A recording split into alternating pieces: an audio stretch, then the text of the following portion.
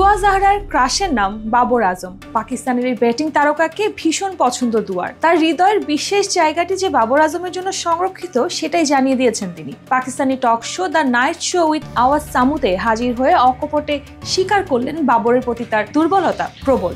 কেউ যদি বাবরকে নিয়ে মজা করে সেটা তিনি একদমই মেনে নিতে পারেন না।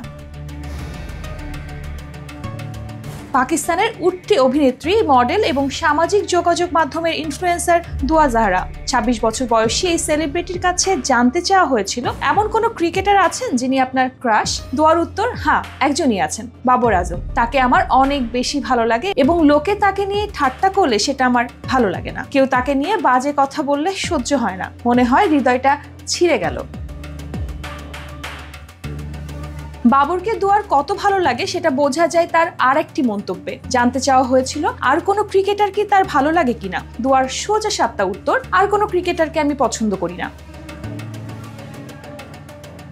ইনস্টাগ্রামে ৩০,৫১,০০০ অনুসারী দুয়ার। ক্রিকেট তার খুব পছন্দের খেলা। জানিয়েছেন জীবনসঙ্গীকেও ক্রিকেট পছন্দ করতে হবে। বাবরকে নিয়ে তার এই মন্তব্য প্রকাশ হওয়ার পর তা ভাইরাল হয়েছে।